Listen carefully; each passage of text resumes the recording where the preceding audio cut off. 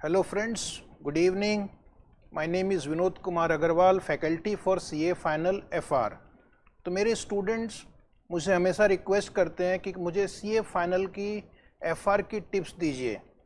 तो मैं आज आपको इस वीडियो के माध्यम से CA फाइनल FR में आपकी स्ट्रैटेजी क्या होनी चाहिए नवंबर 24 और उसके आगे की एग्ज़ाम के लिए, वो मैं आपको बताने जा रहा हूँ। तो आप 2 मिनट आराम से इस वीडियो को देखिए, आपको बहुत सारा इम्पॉर्टेंट इनपुट मिलेगा which will really help you in the exam. जैसा कि आप जानते हैं CA फाइनल का FR पेपर बहुत ही इम्पॉर्टेंट सब्जेक्ट है। ये सिर्फ एग्ज़ाम के लिए नहीं है, CA बनने के बाद भी जब आप कॉरपोरेट्स में काम करेंगे, ऑडिट फॉर्म्स में काम करेंगे, खुद की प्रैक्टिस करेंगे, तब भी ये FR सब्जेक्ट आपके बहुत काम का आएगा, क्योंकि इसमें आप इंड एस सीखते हैं। जो भी कंपनी फाइनेंशियल स्टेटमेंट बनाती है जिनको इंड एस एप्लीकेबल है, तो उनके लिए ये तो बहुत ही इम्पॉर्टेंट है कि वो FR सीखें। और FR में आपको रियल वर्ल्ड सिनारियो के साथ डील करना पड़ता है। आपको डे टू डे लाइफ में जो इवेंट्स होते हैं, ट्रांजैक्शंस होते हैं, उनकी अकाउंटिंग करनी है। इसलिए यहाँ पर आपका अप्रोच बहुत ही सिंसियर होना चाहिए, बहुत ही डेडिकेटेड होना चाहिए और बहुत ही स्ट्रैटेजिकली आपको प्लान करनी है, क्योंकि सिलेबस भी बहुत ही वास्ट है। तो पहले तो आपको बता दूं, वैसे आपको पता ही है कि आपका पेपर का पैटर्न क्या है। आपके पेपर में जो पहला क्वेश्चन होता है वो MCQ, उसको आप 2 पार्ट में डिवाइड कर सकते हैं। Part 1 MCQ, part 2 descriptive. MCQ 30% weightage है, उसमें आपको 2 या 3 केस स्टडी आ सकती है और हर केस स्टडी के पीछे 2 मार्क्स का वेटेज होता है। और ये केस स्टडी आपके इंड एस और जो बाकी टॉपिक्स हैं, प्रोफेशनल एथिक्स और टेक्नोलॉजी एंड अकाउंटिंग, उस पर बेस्ड रहता है। बहुत ही कॉन्सेप्चुअल क्वेश्चन होता है। अगर आपका कॉन्सेप्चुअल क्लैरिटी है तो आप उसको आराम से कर पाएंगे। उसके अलावा 70 मार्क्स का डिस्क्रिप्टिव क्वेश्चन होता है। अब उसमें टोटल 6 क्वेश्चन आएंगे। उसमें पहला क्वेश्चन कंपलसरी रहेगा और बाकी के 5 में से आपको सिर्फ 4 करने हैं। पहला डिस्क्रिप्टिव क्वेश्चन कंपलसरी है और बाकी 5 में से कोई भी 4 करने हैं। तो ये आपका असेसमेंट का पैटर्न हो गया। इसमें आप बहुत मार्क्स स्कोर कर सकते हैं अगर आपका MCQ बहुत ही स्ट्रांग रहेगा तो। अब पहले मैं बता दूं आपको MCQ की प्रिपरेशन कैसे करनी है।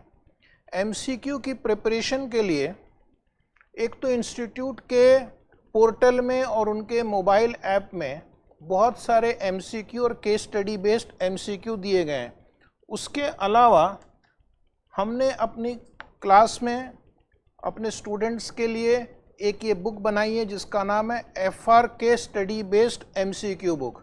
इसमें 90 केस स्टडी है जिसको आप हमारे वेबसाइट vino.in से परचेस करके इसको प्रैक्टिस कर सकते हैं। ये बुक बहुत ही एफर्ट के बाद, 1-1.5 साल की मेहनत के बाद ये बुक कंपाइल किया गया है। ऐसी कोई बुक मार्केट में अवेलेबल नहीं है जिसमें 90 केस स्टडी हो। तो ये बुक से आप प्रैक्टिस कर सकते हैं। या फिर हमने एक चैप्टर वाइज MCQ बुक भी बनाई है, यह चैप्टर वाइज MCQ बुक, आप इसको भी लेकर पढ़ाई कर सकते हैं। इस बार जो एग्ज़ाम आई थी उसमें कई सारे क्वेश्चन हमारे इस case study based MCQ book में से ही थे। उसके अलावा इंस्टीट्यूट RTP MTP पब्लिश करती है। MTP में भी 2-3 केस स्टडी होते हैं, RTP में भी 2 केस स्टडी होते हैं, तो आप उसकी प्रिपरेशन कर सकते हैं। अब जो मेन जो 70 मार्क्स का वेटेज है वो डिस्क्रिप्टिव क्वेश्चन। डिस्क्रिप्टिव क्वेश्चन की प्रिपरेशन कहाँ से करें, कैसे करें, तो इसके बारे में मैं आपको डिटेल से बता रहा हूँ। एक एक चीज़ ज़रा ध्यान से सुनिए, नोट डाउन कर लीजिए या स्क्रीनशॉट ले सकते हैं।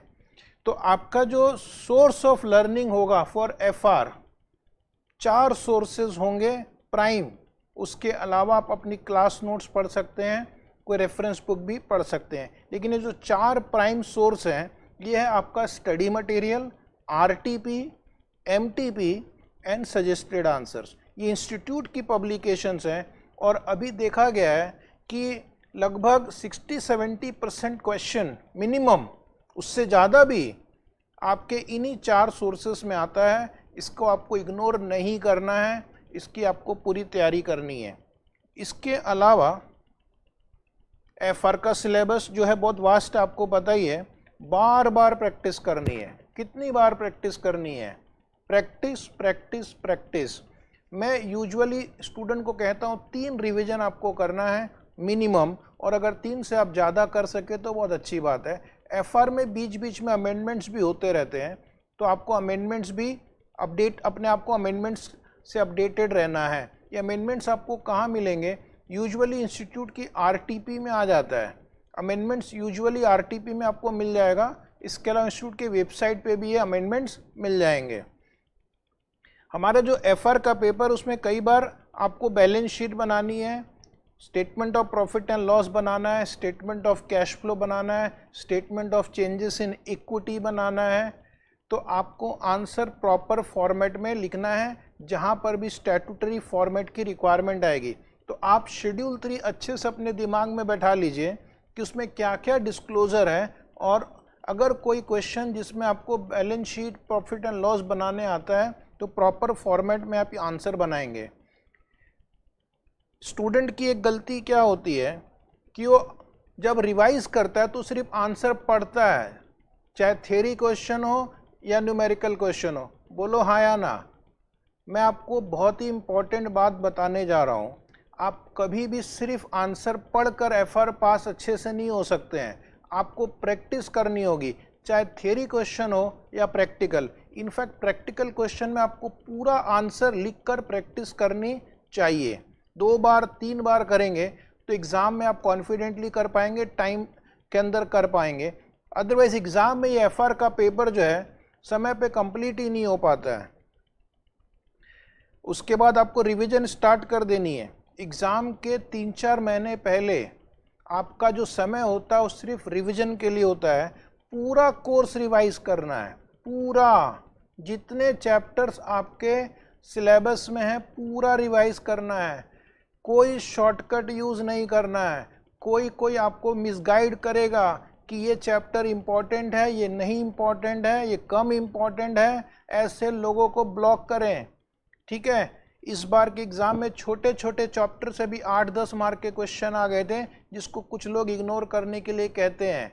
कोई पैराग्राफ इग्नोर नहीं करना है, पूरी की पूरी मॉड्यूल पढ़ के जानी है, क्योंकि अब तो एमसीक्यू क्वेश्चंस भी आ गया है और एमसीक्यू क्वेश्चन कहीं से भी आ सकता है। तो एक बार फिर से मैं कह रहा हूँ, मेरी बात पे भरोसा रखिए, डू नॉट यूज़ शॉर्टकट। कोई एबीसी एनालिसिस हमारे सी एग्ज़ाम में नहीं चलता है। अगर आप ट्राई करेंगे आपको नुकसान होगा। आप मुझे याद रखेंगे तो हमारा formula MMM, more practice, more revision, more marks in the exam. अब आपको एग्ज़ाम के समय क्या करना है? एफआर का पेपर काफ़ी लेंदी होता है, 3 घंटे में आपको उसको मैनेज करना है।